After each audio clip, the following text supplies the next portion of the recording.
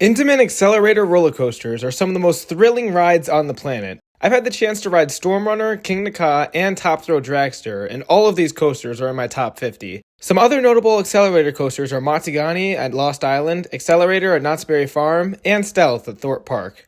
Although these coasters are almost universally loved by park guests, they are usually plagued with extensive downtime. Stormrunner was closed for an entire year, Accelerator for a year and a half, and Top Thrill Dragster is undergoing a complete renovation with a new LSM multi-pass launch and a vertical spike. This got me thinking, let's say Top Thrill 2 is a complete success. Granted, it hasn't opened yet, but let's assume it has no issues and has little downtime. If other parks continue to face issues with their Intamin Accelerator coasters, would it be worth it for them to convert their rides to LSM launches in a similar fashion?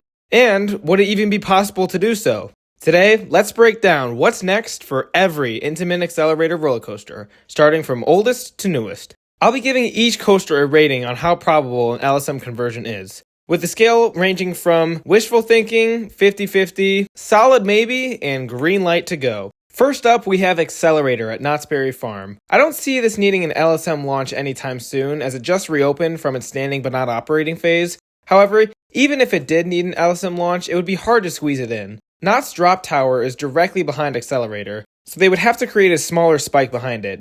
I doubt that only replacing the hydraulic launch with an LSM would work, because I don't think the LSM launch could reach 80 plus miles an hour with how short the launch track is. With this, I'd say it's a possibility for Accelerator to get an LSM conversion, but I'd say it's 50-50. There's not a lot of room for renovation with how compact Accelerator is, but it is a very popular ride, and Knott's might want to stick with it for as long as possible.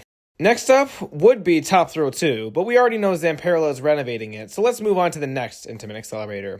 Stormrunner opened in 2004 as Intamin's third edition of the Accelerator model. Similar to Accelerator at Knott's, it might be difficult to install a spike because there's a street directly behind Stormrunner. However, with Stormrunner's double-sided station, Hershey could renovate the station to only serve one side and use the other side as room for a swing launch and a spike. Hershey loves to improve their staple attractions, as they're adding upgrades to Skyrush and have replaced Stormrunner and Fahrenheit's restraints in the past with more comfortable shoulder straps instead of the hard plastic ones. Now, with Stormrunner's chaotic nature, I'm not sure if Zamperla's lap-bar trains would be compatible with Stormrunner's maneuvers, but I'm sure they could design something different if Hershey Park reached out to them. Overall, I'm giving Stormrunner a solid maybe for an LSM conversion. I believe this ride is here to stay at Hershey for a while, but Stormrunner's chaotic nature and somewhat small space to work with may make it impossible to do so. Rita at Alton Towers is pretty unique compared to the coasters we've discussed so far. As some of you may know, Alton Towers is not allowed to build coasters above their tree line, so Rita stays low to the ground and has a height a little over 60 feet. With this, it's pretty difficult for Alton Towers to come up with new thrilling roller coasters. Just recently, they made a huge investment by giving all new track work to Nemesis, which shows they are likely to stick with their popular attractions, even if it may cost them significantly. So, I'm giving Rita a green light to go on its possibility for an LSM conversion. They have the room to reprofile it to make a small spike behind the launch track, but it would have to start with a backwards launch and then accelerate forward through its normal course. But I also think the LSM launch could replace the hydraulic launch straight up. The acceleration might be a bit slower, but it still could work. With the restrictions Alton Towers has when constructing new rides, this would be a quick, relatively inexpensive fix to this staple attraction. The fifth installment of Intamin's Accelerator model is currently the world's tallest roller coaster, King Ka. This massive beast is one of Great Adventure's most iconic roller coasters, and it is tailor-made for an LSM conversion. Granted, there's not a lot of room behind King Ka for a massive spike because Green Lantern is in the way. Like Stormrunner, King Ka utilizes a double-sided station, which they could renovate to a single-sided station to make room for the swing launch. Also, with Zumanjaro attached to King Ka, Great Adventure wouldn't want to remove both attractions if King Ka became too problematic.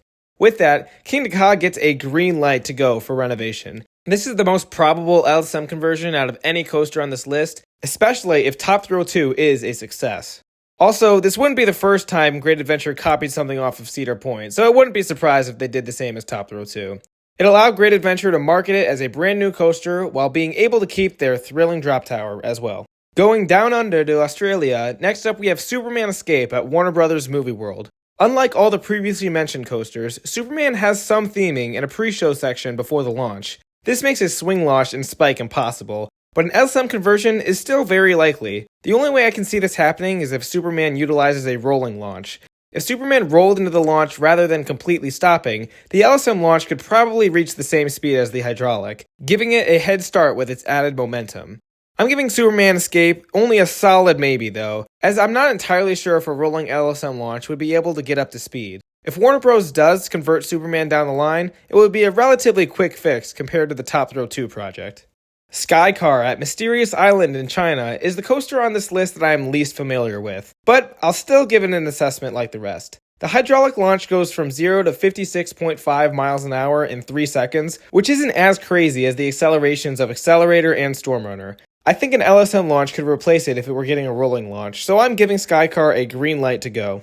A coaster I'm becoming more and more familiar with now is Stealth at Thorpe Park. Now that Dodonpa has closed at Fuji-Q Highland, coaster enthusiasts have gone back and forth as to which coaster is now the fastest accelerating, arguing between Stealth and Max Force at my home park of Six Flags Great America. Now, I'm going to assume that Stealth keeps its hydraulic launch for as long as possible until the record is broken by another coaster. However, when the time comes for a replacement launch, an LSM conversion would be an excellent fit. Thorpe Park has room behind Stealth to make a spike similar to Top Throw 2, and they could market Stealth as a new coaster with its new swing launch ride experience. Although it may not happen for a while, I'm giving Stealth the green light to go on an LSM conversion. Next up, Speed Monster at Tusenfryd in Norway, sorry if I'm mispronouncing that, is another coaster getting the green light for an LSM conversion. Like Superman and Skycar, it doesn't have crazy acceleration, and a rolling LSM launch would be an easy fix to keep this attraction going.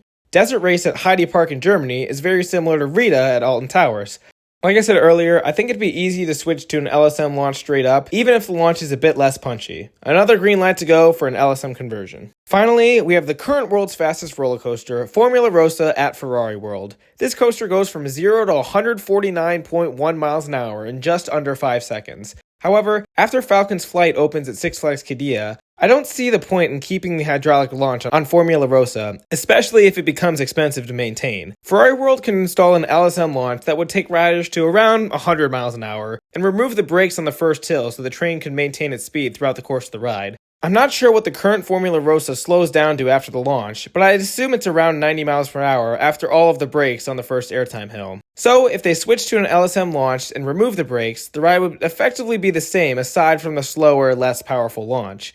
I know I sound like a broken record, but I'm still giving Formula Rossa the green light to go on an LSM conversion. The same applies to Montagani at Lost Island, however, they just opened that, so I doubt they'll switch to LSM anytime soon. Well, that's going to do it for what's next for the Intamin Accelerator roller coasters.